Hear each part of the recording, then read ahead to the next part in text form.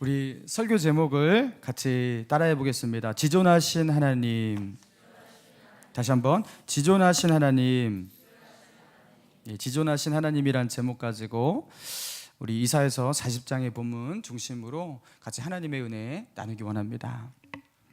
오늘날 저희 5 식구가 식탁에 앉아서 밥을 먹을 때였습니다. 그날은 제가 밥그릇에다가 일일이 이제 밥을 퍼서 제 밥, 그리고 아내 밥, 그리고 새 아이 밥을 그 적당한 양에 따라서 이렇게 밥을 퍼서 이렇게 올려놓았습니다. 그날따라 제가 밥을 한 숟갈 더 먹고 싶어서 평소에 먹던 양에서 한 숟가락만 조금 더 펐습니다. 그런데 제 옆에서 같이 밥을 먹으려고 했던 연주가 이렇게 말했어요. 아빠, 이걸 다 먹으려고요? 그러는 거예요. 제가 제 밥그릇의 그 양이 상당히 커 보였나 봐요. 이 많은 걸 어떻게 아빠가 먹어요? 그러는 거예요. 그러면서 나는 이거 보통 먹는 수준이다 그렇게 말하니까 그때부터 연주가 아빠, 그러니까 배가 그렇게 나오는 게 아닐까요? 그러면서 저는 그 밥그릇이 지금도 정직하게 말하거니와 그 평소에 먹던 것에 조금 더 푼 정도였어요. 근데 얘는 이제 뭐 그거에 한 3분의 1밖에 안 먹으니까 굉장히 돼지같이 많은 양같이 보였나 봐요. 여러분, 제가 몸무게도 훨씬 많이 나가는데 당연히 많이 먹어야 되는 거 아니겠습니까? 자기 수준 속에서 되게 많아 보이는 거지 저의 수준 속에서 많은 게 아니었습니다. 여러분, 사람은 이렇게 자기 수준 속에서 세상을 바라보고 사람들을 바라봅니다. 그리고 얘기합니다. 그리고 사람들 사이에서도 어떤 수준의 차이가 나면 그게 참 이해가 하기가 쉽지 않아요. 한 번은 제 친구 중에서 분당에 사는 한 친구가 있는데요. 그 통화하다가 야, 그 삶이 참 어렵다, 힘들다 그렇게 얘기를 하다가 야, 네가 뭐가 힘드냐 제가 그렇게 얘기를 하는데, 그러면서 분당에 살고 있는 그 사람들 틈바구니에서 자기가 어떻게 살고 있는지 얘기를 하는데요, 깜짝 놀랐어요. 여러분, 그 분당 사람들은 정말 우리가 생각하는 그런 수준이 아니더라고요. 여러분, 깜짝 놀랐습니다. 소득 수준부터가 다를 뿐만 아니라 소비 수준조차도 여러분이 상상하는 것 그 이상이더라고요. 일단 제가 상상할 수 있는 그 이상이었어요. 뭐 거기서는 뭐 한 달 생활비 1,000만 원 이런 거는 아무것도 아니래요. 그래서 그렇게 소비를 하고, 그래서 한 600~700만 원을 버는 사람이 너무 가난해서 힘들다고 그렇게 말하는 게 그들의 수준이라고 합니다. 제가 그걸 들으니까 딴 나라 이야기하는 것 같았어요. 너무 이해가 되지 않았습니다. 야, 정말 우리나라에 그런 곳이 있냐 하면서 물었습니다. 여러분, 사람끼리도 이렇게 재정적인 수준, 이게 수준 차이가 조금만 나도 이해가 잘 안 됩니다. 그런데 우리가 하나님을 이해하려고 할 때 여러분, 그게 어떻게 쉬운 일이겠습니까? 어떤 것은 절대로 이해가 안 가죠. 도무지 모르겠죠. 하나님의 수준은 뭐 우리와의 수준 차이라고 표현하기엔 적합하지 않을 정도로 그분과 우리는 존재의 현격한 차이가 있습니다. 여러분, 그래서요, 여러분의 수준 속에서 하나님을 추측하시고 맘대로 상상하시면서 하나님은 이런 분 같아 함부로 상상하시고 함부로 말하시면 안 되는 거예요. 여러분, 하나님과 우리의 수준 차이가 얼마나 큰데 하나님이 여러분의 머리 안에 쉽게 들어올 수 있겠습니까? 여러분, 우리 하나님은 오늘 설교 제목과 같이 지존하신 하나님 줄 믿습니다. 그분은 더없이 존귀하시고 높으신 하나님이세요. 그분은 세상에 있는 그 어떤 것과 비견되거나 비교되어서 일컬어질 수 있는, 성명될 수 있는 그런 분이 아니세요. 그 높으신 하나님을 우리의 작은 머리와 우둔한 이해력을 가지고 한번 이해해 보려고 하는 것 자체가, 야, 내가 뭐 하나님 이럴 줄 알았어, 하나님 이래서 이런 것이죠, 하나님 그런 분 맞으시죠? 이렇게 말한다면 여러분, 이 모습이 하나님 앞에 참으로 가소로울 수 있다는 거예요. 사랑하는 여러분, 혹시 여러분의 수준으로 하나님을 끌어내려서 하나님을 그렇게 이해하고 있지 않습니까? 여러분의 수준 속에서 하나님을 이해하면서 하나님을 원망하거나 하나님 좀 제대로 좀 해보세요 하면서 하나님을 타박하고 있지는 않습니까? 여러분, 기억하십시오. 하나님은, 우리가 섬기는 여호와 하나님은 지존하신 하나님이세요. 그분은 우리의 이해력 안에 쉽게 들어올 수 있는 분이 아니세요. 여러분, 오늘 본문 이사야서 40장, 제가 지난번에 2주 전에 했던 그 중간 본문 이후에 강해 설교를 하는 건데요, 지난번에 이사야서가 쓰여진 그 배경에 대해서 설명드린 적이 있었습니다. 이사야서가 어떻게 쓰여진 성경이라고요? BC 722년에 북이스라엘이 아수르에 의해서 멸망하고 난 뒤에, 그리고 북이스라엘의 멸망을 남유대 사람들이 지켜보았고 자신들도 멸망할 뻔했지만 하나님의 은혜로 그렇게 살아났어요. 그래서 그 멸망의 상처와 그 흔적을 가지고 있는 그런 상태였고요. 그리고 이제 하나님께서 BC 586년에 남유다도 바벨론에 의해서 멸망당할 것을 하나님께서 이사야 선지자와 예레미야 선지자 등등 해갖고 예언하시고 계셔요. 그리고 이사야서 40장 앞에는요, 앞부분에서는 유대 나라가 바벨론에 의해서 심판을 당하고 멸망을 당할 것이다, 너희는 포로로 끌려가게 될 것이다 라는 것이 예언되고 난 뒤에, 그리고 40장인 거예요. 여러분, 그러니까 너희들이 앞으로 그렇게 멸망당하고 그리고 포로로 끌려갈 때, 그때 너희가 노예되어서 끌려갈 때 그들이 참으로 무기력하고 철양 맞고 얼마나 수치스럽고 그렇겠습니까? 그런 상황 가운데 너희가 하나님을 향해서 오해할 수 있는데 너희가 그 오해하지 말라고 지금 이 말씀을 하시는 거예요. 여러분, 바벨론이 섬기고 있는 그 이방신의 이름이 마두룩이라고 있습니다. 하나님은 바벨론의 그 마두룩보다 힘이 약해서, 그 마두룩이 여호와 하나님보다 힘이 세서 그래서 우리가 패배한 것은 아닌가, 이런 오해하지 말라는 거예요. 결국에 저들의 신 앞에서 여호와는 우리 백성을 보호하지 못하시는 그런 하나님은 아닌가, 그런 의심을 하지 말라는 거예요. 그러면서 여호와를 향한 신앙, 자신들이 경험한 나라를 잃고 노예로 팔려가고 있는 그 상황 가운데 그들이 신앙에 상처와 변질이 일어나지 않을까. 여호와 하나님은 마두룩보다 못한 신, 그리고 자신의 백성들이 팔려가는 그 상황 가운데 놔둘 수밖에 없는 무기력한 하나님, 이런 신앙의 상처와 오해들, 그렇게 오해할까봐 하나님은요, 지금 예방주사를 이사야 선지자를 통해서 먼저 놓으신 거예요. 앞으로 일어나지도 않은 일, 앞으로 일어난 일을 향해서 하나님께서 말씀하고 계신 거예요. 그런 맥락 속에서 우리 18절과 19절의 말씀을 같이 한번 읽어보겠습니다. 18절 19절입니다. 시작. 그런즉 너희가 하나님을 누구와 같다 하겠으며 무슨 형상을 그에게 비기겠느냐. 우상은 장인이 부어 만들었고 장색이 금으로 입혔고 또 은사슬을 만든 것이니라. 자, 그런즉 너희가 하나님을 누구와 같다 하겠으며 무슨 형상을 그에게 비기겠느냐. 그러면서 우상 이야기를 하시거든요. 우상은 장인이 부어 만든 것이다 말씀하고 있어요. 여러분, 그리고 장색이 거기다가 금으로 입히고 은으로 사슬을 만들어서 그렇게 휘황찬란하게 우상을 만들었다라는 거예요. 뭘 말하는 거냐면, 하나님을 저 이방의 신상들, 이방의 우상들, 사람들이 조각해서 은으로 입히고 금으로 입혀서 만든 저 바벨론의 마두룩 신상이라든가 저 이방 열방의 그 신과 비교하여 말하지 말라는 거예요. 저것들은, 저 바벨론의 마두룩 신상은 사람이 만든 은장색과 금장색이 부어 만든 금속 조가리에 지나지 않는다라는 것입니다.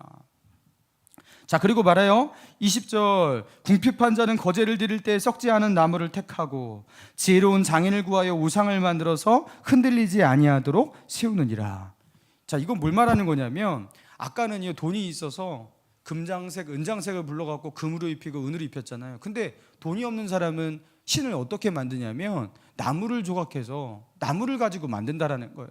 그리고 거기다가 흔들리지 않게 그것을 세워놓고서 어떻게 한다고요? 거기다가 절하고 거기다가 자기 신이라고 말하는 것, 그게 이방의 신이라는 거예요.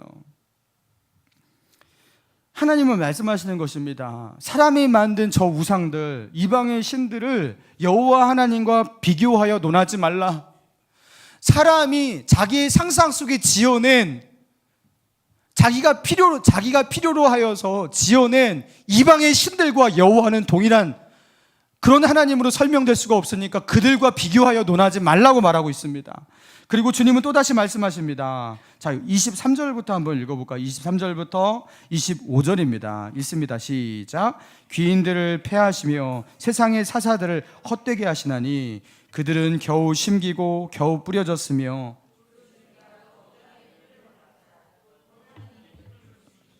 그들은 말라 회리바람에 불려가는 촉에 같도다. 거룩하신 이가 이르시되 그런즉 너희가 나를 누구에게 비기며 나를 그와 동등하게 하겠느냐 하시느니라. 자, 여기서는 귀인들을 폐하시며 세상의 사사들을 헛되게 하신다. 여기서 말하는 귀인들은 누구를 말하냐면 세상 열방을 통치하는 귀인들. 그러니까 유대 나라가 바벨론의 침공을 당해서 바벨론의 압제를 받잖아요. 그러니까 그 열국을 다스리는 바벨론의 왕과 그 장관들과 그 방백들, 귀인들이죠. 그래서 유대 나라 사람들이 그 대단한 사람들에게 저항하지도 못하고 힘을 쓰지 못하고 결국 나라가 망하고 포로로 끌려가게 되는 거예요. 여러분, 그때 그들이 오해할 수 있잖아요. 야, 하나님은 저 바벨론의 저 실력자들, 바벨론의 저 느부갈네살 왕과 통치자들, 저들의 힘 앞에 어찌할 수 없는 세상 역사를 주물르고 있는 저 권력자들, 세상 역사를 뒤바꾸는 그 방향을 정하고 있는 저 세상의 대단한 귀인들, 하나님은 저 대단한 세상의 귀인들보다 손이 더 작으신 하나님이 아닌가. 여러분, 이런 오해를 할 수가 있잖아요. 그래서 주님이 말씀하십니다. 24절, 하나님이 입김을 부시니 그들은 말라 회의바람에 불려가는 촉에 같도다. 그들은 너희가 볼 때 대단한 존재라는 거예요. 그 바벨론의 그 귀인과 그 권력자들, 너희가 볼 때 그렇게 대단한 힘을 가지고 있는 힘이 있는 사람이지, 하나님이 볼 때는 뭐라고요? 초계와 같다. 바람에 불려가는 초계와 같다. 그리고 25절, 거룩하신 이가 이르시되 그런즉 너희가 나를 누구에게 비기며 나를 그와 동등하게 하겠느냐 하시느니라.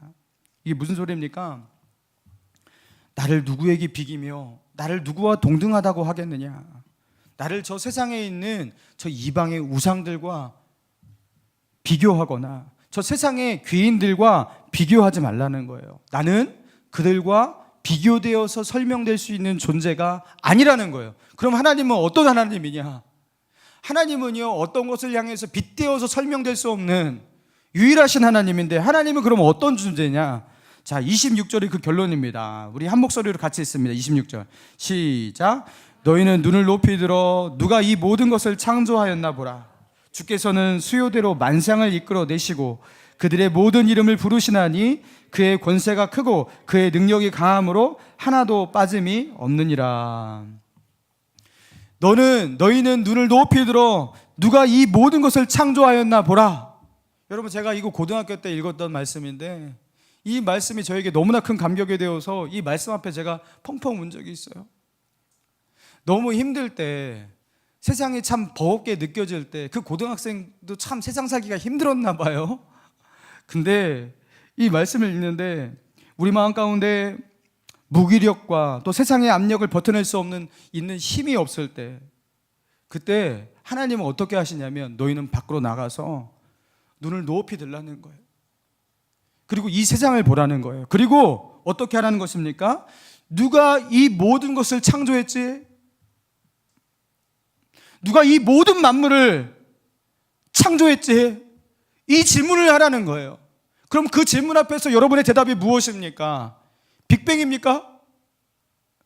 갑자기 우연히 폭발이 일어나갖고 갑자기 행성들이라는 것이 생기기 시작했고, 그 행성들 가운데 갑자기 단백질, 아메바 이런 것들이 갑자기 유기체가 생겨나기 시작했고, 그리고 그 아메바가 놀라운 지력을 가지고 지금 이런 세상의 모든 생물체를 스스로 만들어내기 시작했고, 그래서 여러분 진화가 되었다는 거, 여러분 이게 맞습니까? 말도 안 되는 가설입니다. 가설입니다. 진화론은요, 여러분 창조론보다 훨씬 더 말도 안 되는 그냥 허구 덩어리예요.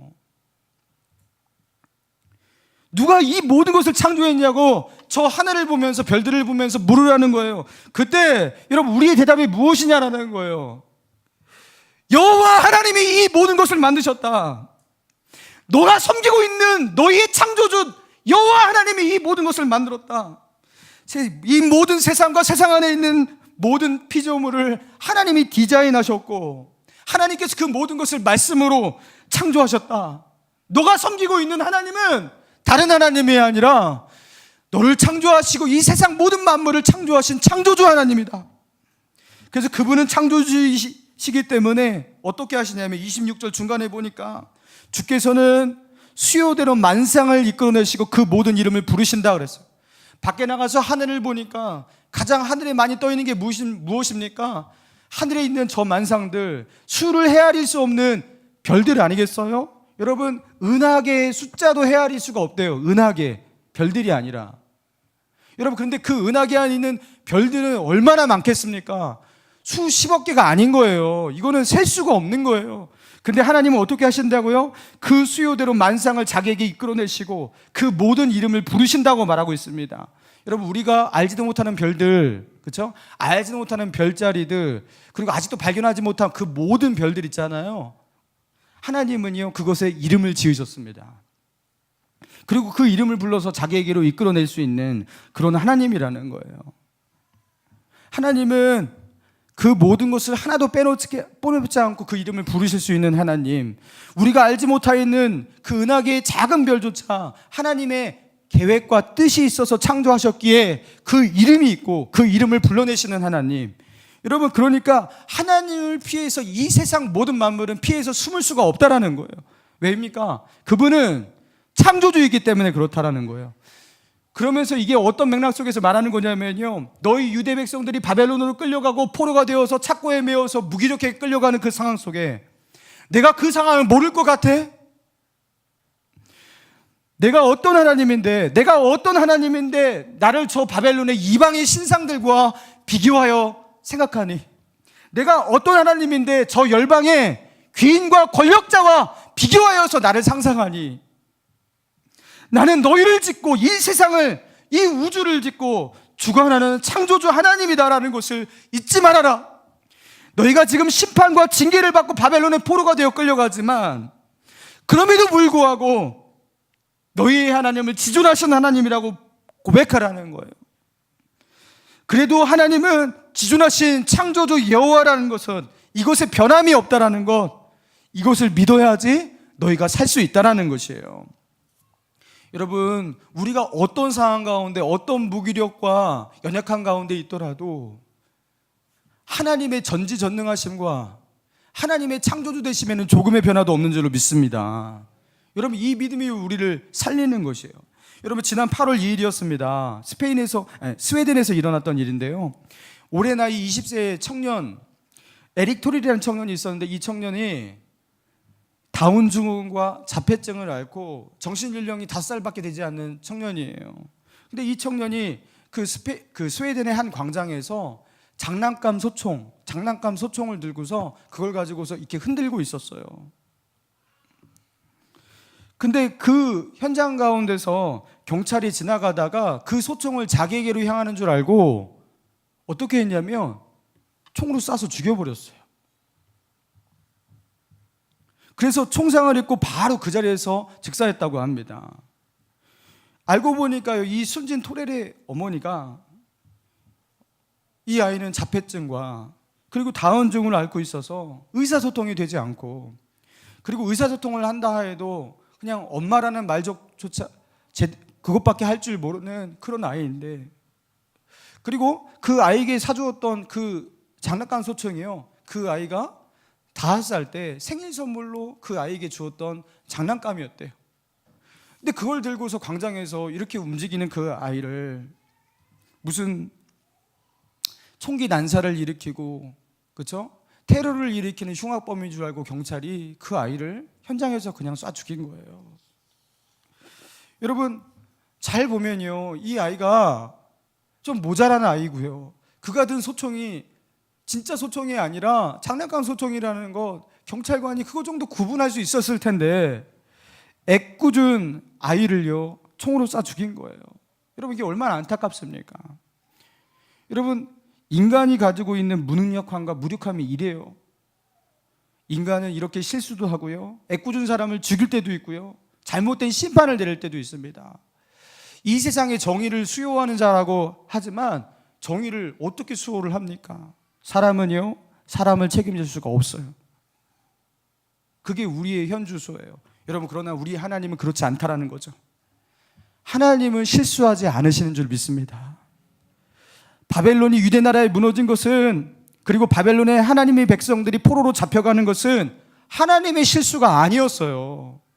하나님의 계획대로 되고 있는 것이었어요. 마찬가지로 우리 인생을 향해서도 그렇다는 거예요. 혹시 하나님이 뭔가 착오가 있어서 내 인생 가운데 이런 문제가 생겼고 그 문제가 이렇게 방치되고 있고 해결되지 않고 있고, 여러분 하나님께 뭔가 문제가 있어서 이런 일이 있는 것이 아닌가, 여러분 그렇게 생각하고 있지 않습니까? 하나님이 저 나쁜 사람에게 내려야 될 그 벌과 재난을 실수하셔서 애꿎은 나에게 내리신 것은 아닌가 생각하고 있지 않습니까? 하나님은 너무나 불공평하다고, 하나님은 하시는 거 보니까 너무나 잔인하시다고 하나님을 원망하고 있진 않습니까? 여러분 그때 하나님은 말씀하시는 거예요. 너의 수준에서 나를 보지 말아라. 하나님은 실수하는 하나님이 아니다. 여호와 하나님은 바닷가에 그 모래알같이 많은 우주의 그 별들조차 하나님이 그것을 창조해 놓고 그 이름을 까먹고 그 별들의 존재에 상관하지 않는 그런 하나님이 아니라, 하나님은 그 모든 것에 이름을 지으시고 일일이 불러서 자기 앞에 호출하시는 하나님, 그 만상을 자기에 이끌어내시는 하나님, 너희의 생각으로 감히 상상할 수 없는 권세와 능력을 가지고 계신 하나님이다. 이것을, 이 믿음을 고백하라는 거예요. 여러분 물고기 가운데서요, 물고기들이 이렇게 돌아다닐 때 떼지어 다니는 물고기가 있고 홀로 이렇게 유영을 하는 물고기가 있는데요, 물고기들의 종류들 중에 한 2분의 1 정도는요 떼를 지어서 무리를 지어서 그렇게 다닌다고 합니다. 몇백만 마리, 몇만 마리, 몇십만 마리의 떼를 이루는 물고기들도 있어요. 자, 그런데 여러분 가끔 그런 것도 보면요 좀 의아할 거예요. 여러분 그렇게 떼를 지어서 무리로 뭉쳐 다니면 얼마나 눈에 잘 띄어서 포식자한테 잘 발각이 되겠습니까? 그냥 혼자 다니면 좋을 것 같은데 왜 물고기는 떼를 지어 다닐까? 그 이유가 무엇이냐면, 일단 떼를 지어 다닌다고 바다 안에서 포식자한테 잘 발견되는 건 아니래요. 왜냐하면 바다 안에서 시야가 그렇게 멀지가 않대요. 몇십 미터만 있어도 앞이 잘 안 보인대요. 그러니까 떼지어 다닌다고 그렇게 잘 발각되는 건 아니래요. 그러면은 왜 그렇게 떼지어 다니냐? 일단 포식자가 나타날 때 앞에 물고기가 만 마리예요. 여러분 어떤 걸 먹어야 될까요? 그렇죠? 그 중에서 잘생긴 놈 먹을까, 못생긴 놈 먹을까, 삐쩍 마른 놈 먹을까, 뚱뚱한 놈 먹을까, 이런 거 고민하지 않잖아요. 그냥 앞에 있는 거 아무거나 먹자 그럴 거 아니에요. 여러분 그래서 포식자가 나타날 때 떼지어 다니는 물고기가 만 마리라면 살아날 확률이, 죽을 확률이 10,000분의 1로 줄어드는 거예요. 근데 나 혼자예요. 그럼 내가 죽어야 되잖아요. 여러분 그래서 이게 뭐라고 하냐면 희석 효과라고 합니다. 많은 무리, 많은 군중 가운데 내가 거기에 포함되어 있으면 그 중에 어느 한 놈, 그렇죠? 그래서 희석되는 거예요. 나의 존재가 희석되는 거예요. 단독으로 있을 때보다 위험 부담이 덜한 거예요. 여러분 우리가 이 땅 가운데 지금껏 이렇게 살아남아 있는 이유, 인간들이 하도 많은데, 사람들이 이 땅 가운데 정말 많은데 그 가운데 우리가 물고기 떼처럼 그렇게 살아가고 있는데, 워낙 인간들이 많으니까 그 중에서 어떤 인간들은 사고로 그렇게 죽는 거고, 어떤 인간들은 병에 걸려 일찍 죽는 거고, 근데 확률상 나는 확률상 살아남을 확률이 높기 때문에 난 이렇게 살아남아 있는 것은 아닌가. 그리고 확률상 어쩌다가 재수가 없어서 안 좋은 사고와 재난을 당한 것은 아닌가. 여러분 수많은 물고기들이 있으면 그 물고기들이 그냥 물고기잖아요. 그래서 한 마리의 물고기의 이름, 한 마리의 가치, 이런 것들이 희석되는 것처럼 하나님은 우리를 떼지어 다니는 물고기처럼 그렇게 취급하지 않으신다라는 거예요. 하나님은 우리를 그런 생선 취급하지 않으신다라는 거예요. 바벨론의 포로로 잡혀갔던 유대 백성들이 그런 생각을 했을 거예요. 그 당시 바벨론 앞에 저항하고 대항할 수 있는 나라들이 그 시기에 없었습니다. 모든 열강들이 바벨론의 침공 앞에 다 무너졌어요. 아수르도 무너지고 다 무너졌어요. 이집트까지도 대항하지 못했어요. 그런 상황 가운데 유대 나라가 멸망한 거거든요. 이렇게 모든 나라들이 바벨론에 망하고 포로로 잡혀가듯이 우리도 그 중에서 그렇게 잡혀가는 것이구나, 이렇게 생각할 수 있었을 거예요.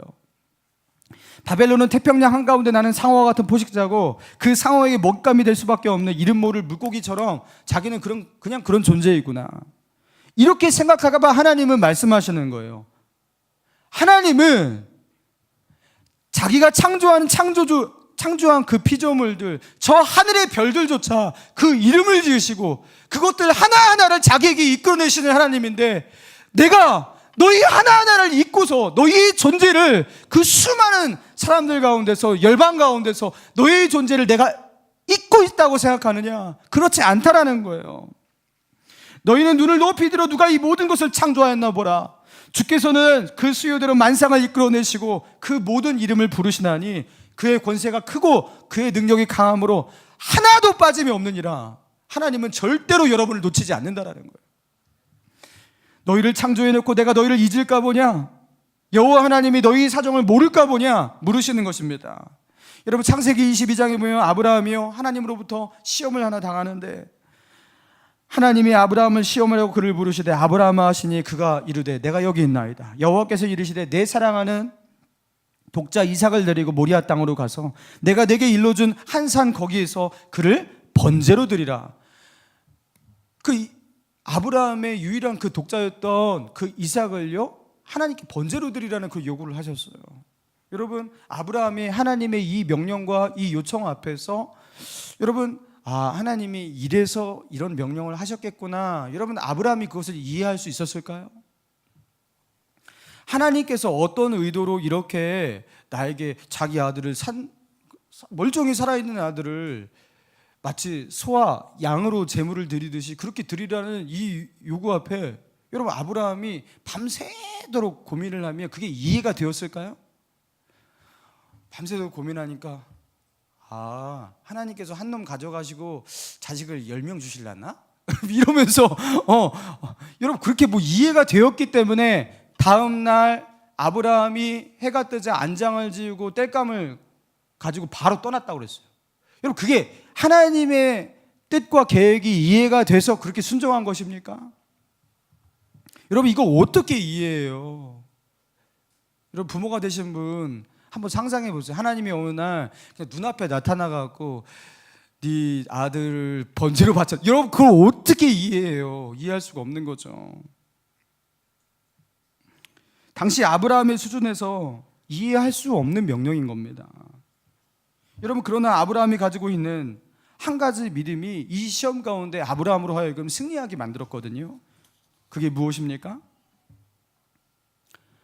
여호와는 자기의 수준에서 이해할 수 있는 그런 낮은 수준의 하나님이 아니라 그분은 지존하신 하나님, 자신을 창조하신 창조주 하나님, 그분은 내가 알지 못하는 뜻과 계획을 가지고 계신 하나님, 그 높으신 하나님, 내가 어떻게 그분의 뜻을 알겠어? 여러분, 아브라함은요, 하나님의 뜻과 계획을 이해해서 순종한 것이 아니라 내가 모르는 하나님의 뜻이 있겠지, 내가 알지 못하는 하나님의 계획이 있겠지, 그분은 내가 상상하고 예측하기에는 너무나 높으신 분이니까 지존하신 하나님을 향한 믿음 하나 붙잡고 나아간 거예요.